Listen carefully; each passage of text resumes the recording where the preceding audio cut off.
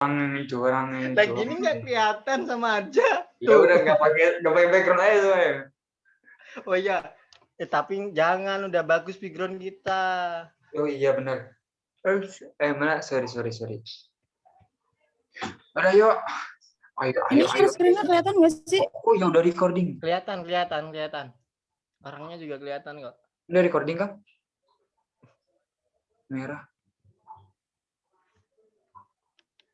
Mulai nih udah. Hidupin Rin.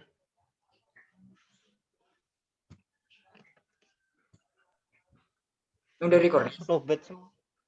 Ntar dulu sebentar.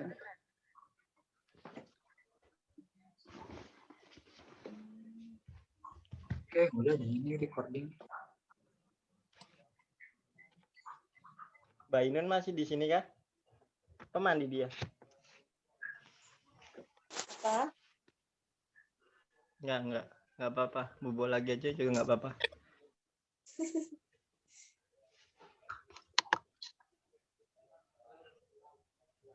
Mulai. Ayo Fatih, pening teh. Udah record belum? Udah kayak ini udah. Mulai ya. Iya. Bismillahirrahmanirrahim. Assalamualaikum warahmatullahi wabarakatuh. Waalaikumsalam warahmatullahi wabarakatuh. Salam lil kitabah lil qiraah lil qaril ma'rifah lil ibadah lillahi ta'ala.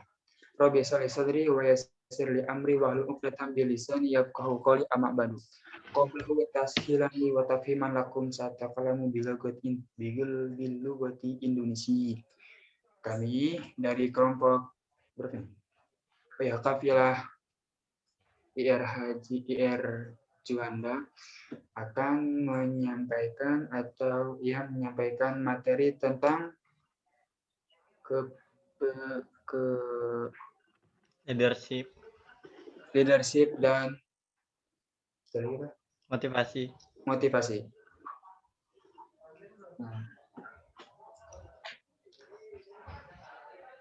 Materi satu leadership yang oke. Next.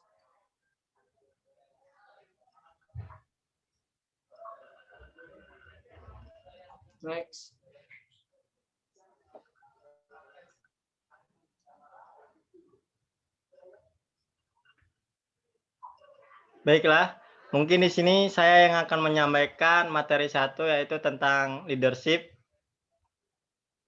yang disampaikan kemarin oleh Ustadz Muhammad Eko. Juga beliau adalah alumni dari Mujadid. Yang pertama dari leadership, yaitu pengertian leadership. Ya, yaitu kepemimpinan merupakan sebuah kekuatan karakter yang tercermin pada sikap seseorang pemimpin. Itulah leadership. Dalam sebuah organisasi, salah satu kekuatan pemimpin adalah kekuatan komunikasi. Jadi seseorang pemimpin itu harus pandai-pandai mengatur komunikasi di antara ketua dan para anggotanya. Apabila tidak ada komunikasi yang bagus, maka sesuatu itu tak akan terjalankan sesuai tujuan pada dasarnya. Lanjutnya, Mbak. Next.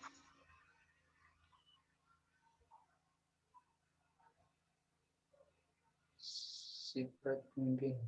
Coba. Nah, sifat pemimpin itu kurang lebih ada 3 ya. Yang pertama sebagai inspirasi, bagaimana menginspirasi para anggotanya bahwasanya kita berada dalam satu wadah yang bertujuan untuk bersama-sama mencapai satu tujuan itu.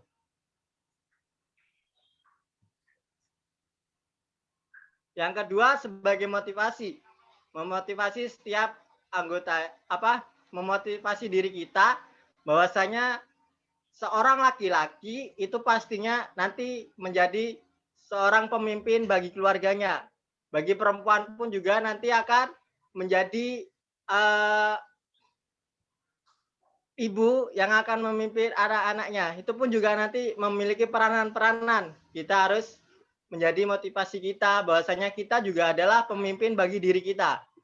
Yang kedua, sebagai pembelajar. Kita menjadi pemimpin, kita belajar bahwasanya seperti kita umat Islam memiliki banyak sejarah, banyak cerita di mana para pemimpin itu harusnya seperti apa kita harus tiru sifatnya, yaitu salah satu yang merindukan kita dulu 1400 tahun yang lalu kurang lebih, yaitu Rasulullah. Bagaimana Rasulullah saat memimpin pun juga belajar bagaimana menjadi pemimpin yang baik bagi umatnya. Selanjutnya, Mbak.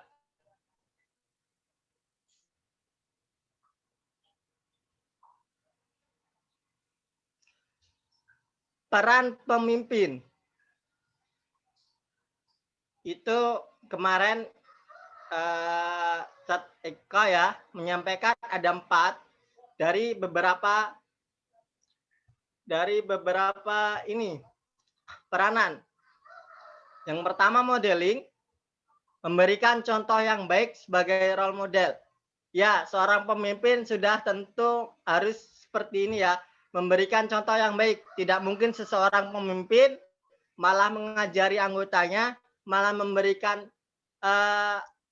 pengajaran kepada anggotanya sesuatu hal yang buruk. Sedangkan tujuannya adalah baik. Yang kedua, aligning, menjaga agar tetap di stuck yang benar. Yang kedua, venting ya, menentukan arah gerak.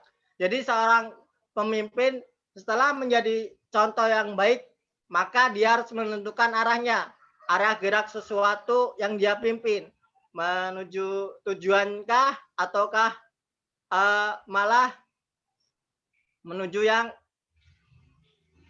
lain. Tapi harusnya sudah menentukan arah gerak agar tercapai tujuan itu.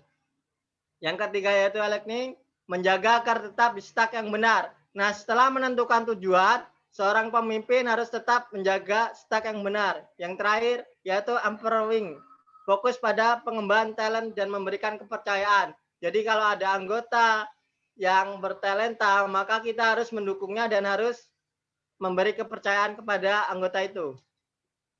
Selanjutnya,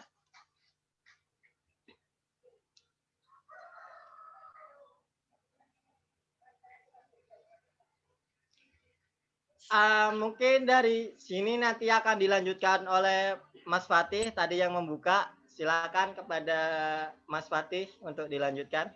Oke. Sekian dari saya. Terima kasih.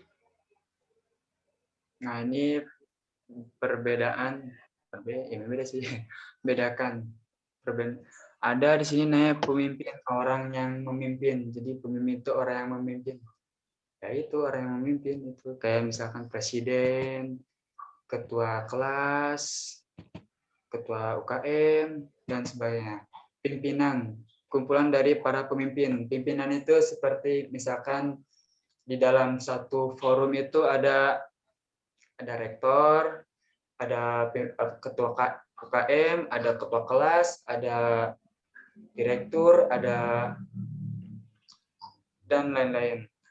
Nah, kepemimpinan upaya, terus yang ketiga itu ada kepemimpinan upaya dan cara memimpin. Nah, itu cara, jadi role-nya atau jadi cara memimpin kita bagaimana untuk memimpin suatu anggota. Oke, next.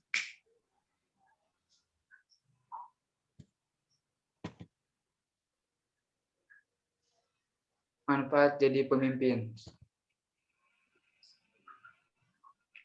Manfaat jadi pemimpin itu berani mengambil keputusan.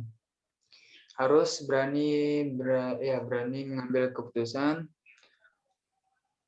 Mengambil keputusan oleh orang pemimpin, terus mudah mengenali kepribadian orang lain. Jadi sebagai pemimpin itu mengenali anggotanya, misalkan si A gini-gini orangnya, terus kalau dia orangnya kayak gini, berarti harus kayak gimana kita menyampaikan ke orang ini.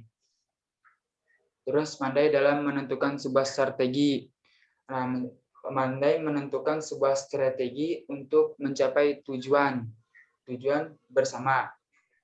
Lalu memiliki keahlian dalam mengelola kelompok besar atau kecil. Berarti memiliki kemampuan mengelola kelompok besar atau kecil. Terus menjadi lebih peka terhadap sekitar. Jadi kita sebagai pemimpin itu harus peka yang berada di sekitar lingkungan. Terus dan menjadi pribadi yang suka menolong tanpa jadi langsung respect gitu menolong. Terus paham betul artinya kegagalan dan keberhasilan. Terus sebagai pemimpin itu pasti ada risiko kegagalan, ada risiko keberhasilan. Kalau di surat apa gitu namanya, wal tanzur nafsu maqaddamat ligot. Jadi itu melihat masa lalu itu melihat dari kegagalan untuk mencapai kesuksesan. Next.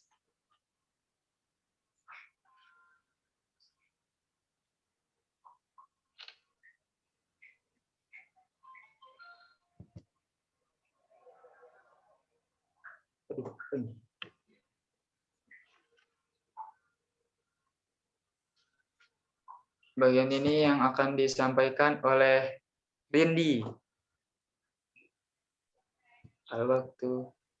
Itu dulu. Dimatiin dulu rekamnya. Kenapa bagian yang kayak gini? Saya sih. Saya tak searching dulu lah.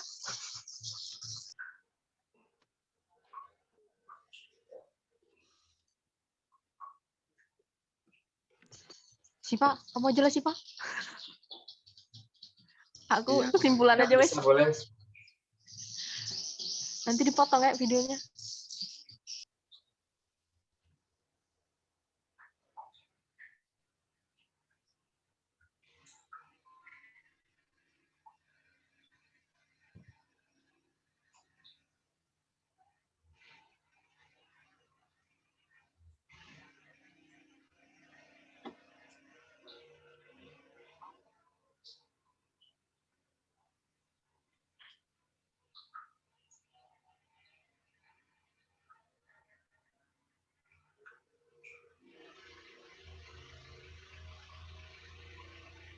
Baik, mungkin bisa dilanjutkan Mbak Siva atau Mas Fatih, lanjut dulu terus.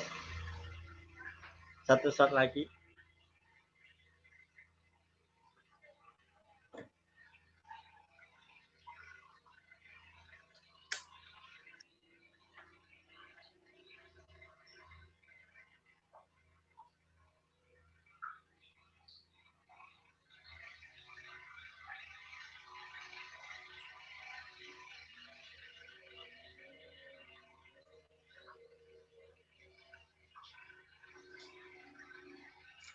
Oke, saya akan melanjutkan ini namanya tipe-tipe kepemimpinan. Yang pertama apa yang disebut dengan autokratik. Autokratik itu membuat keputusan sendiri. Ya, seperti tadi ada manfaat dari kepemimpinan. Dikarenakan kekuasaan berpusat pada suatu individu. Jadi keputusan mau gimana keputusan kita harus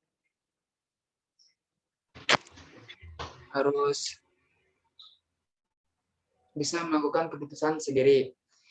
Nah, terus ada lagi yang disebut dengan demokratik. Demokratik itu bekerja sama dengan kelompoknya mengenai masalah yang ada. Jadi, misalkan dalam satu forum atau dalam satu kelompok, ada satu masalah didiskusikan secara bersama-sama antara anggota dengan pemimpin. Lalu yang ketiga ada namanya kendali bebas. Nah, kendali bebas ini pemberian kekuasaan kepada bawahannya. Berarti estafet kepemimpinan ketika kepemimpinan masa jabatannya sudah selesai, lalu dia akan memberikan kekuasaan kepada bawahan yang dipercaya, yang layak menjadi seorang pemimpin. Oke, next.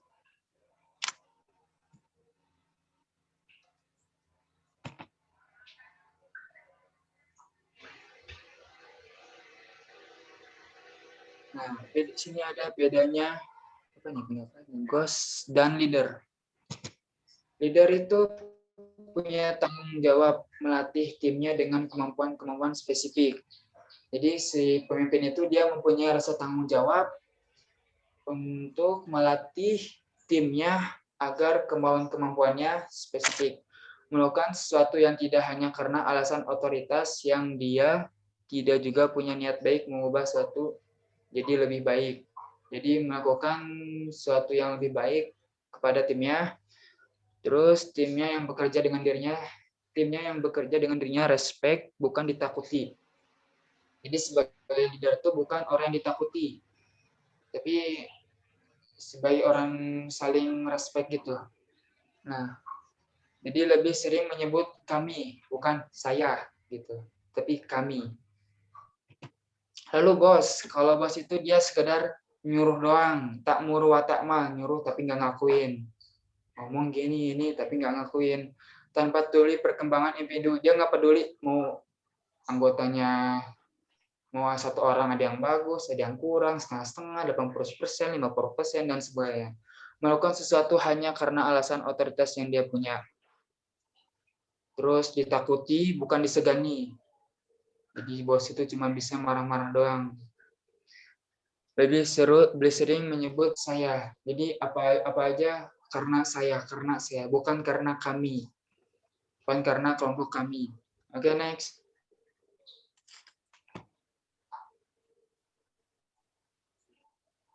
Next, udah.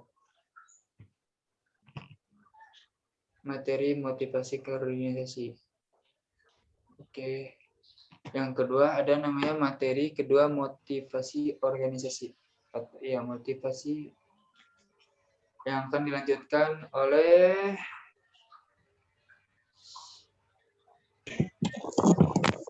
Oke, materi kedua mengenai motivasi organisasi yang dibawakan oleh Ustadz Muhammad Lukman Syaiful.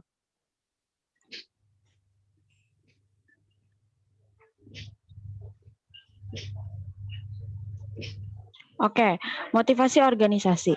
Kenapa sih harus berorganisasi? Nah, beliau itu menyebutkan bahwasannya banyak banget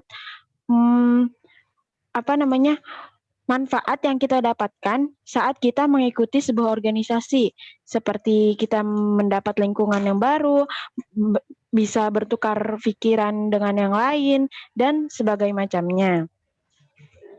Kemudian, motivasi organisasi juga membutuhkan tim, yaitu tidak bisa disebut organisasi jika hanya seorang individu. Kemudian di dalam organisasi kita harus membuang rasa egois dikarenakan harus menerima semua pendapat semua orang terlebih dahulu, baru menentukan titik tengah saat membuat keputusan itu seperti lewat voting dan lain sebagainya. Kemudian dalam organisasi kita juga menjadi pribadi yang excellent, yaitu kita berusaha keluar dari zona nyaman, out of the box gitu ya. Jadi kita nggak selalu terpusatkan sama apa yang kita bisa aja. Jadi kita bisa merasakan apa yang orang lain bisa dan kita tidak bisa gitu. Kemudian memiliki tujuan yang sama serta tidak mudah putus asa. Dikarenakan sebuah organisasi pasti memiliki tujuan, maka tujuan itu harus diusahakan oleh semua anggota organisasi.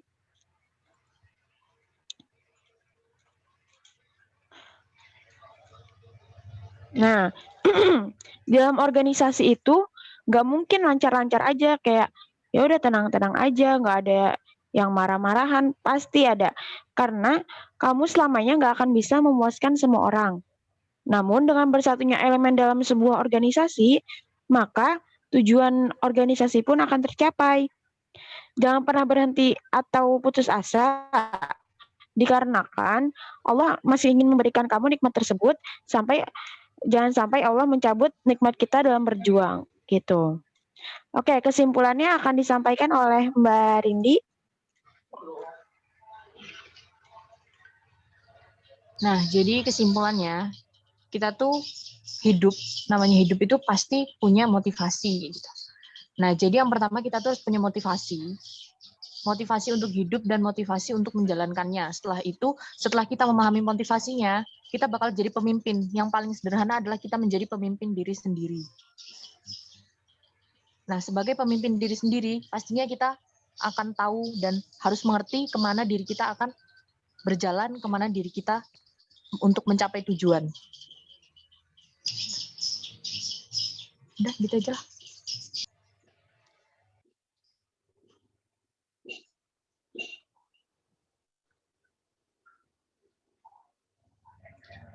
Sekian dari kami, kurang lebih mohon maaf. Akhirul kalam, unzur maqala wala tangzur manqala. Wassalamualaikum warahmatullahi wabarakatuh. Waalaikumsalam warahmatullahi wabarakatuh. Waalaikumsalam warahmatullahi wabarakatuh. Terima kasih teman-teman.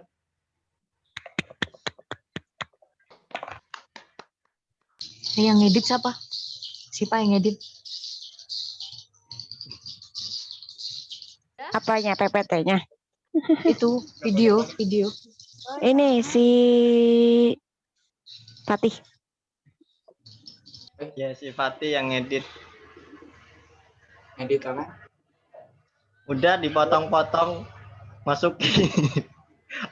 Itu ngedit video pakai apa? Tadi dulu, emang dalam bentuk apa sih? Disuruh Ini ke ngumpulinnya. YouTube kan Sekarang. katanya. Halo, ini recording sejalan.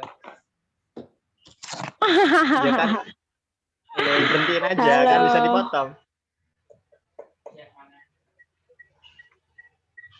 The best kita nih. Kebiasaan kalau ngerjain tugas deadline nih muka-mukanya.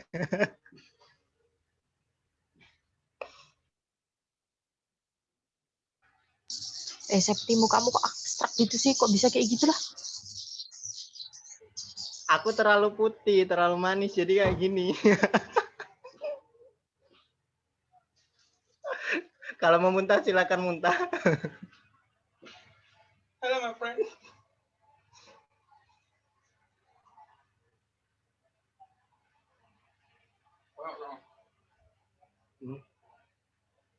Mukaku kayak gini sendiri loh. Emang gitu, pakai background. Ini teman-temanku enggak. Kamu kurang mepet ya?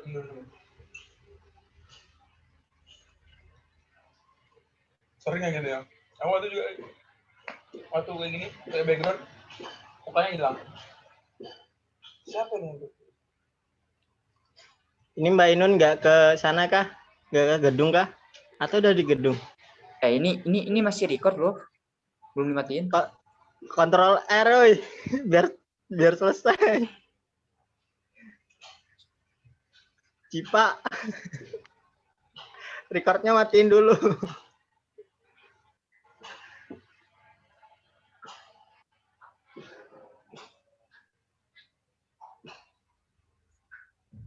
Nada, Tih. Garap, Tih. Udah.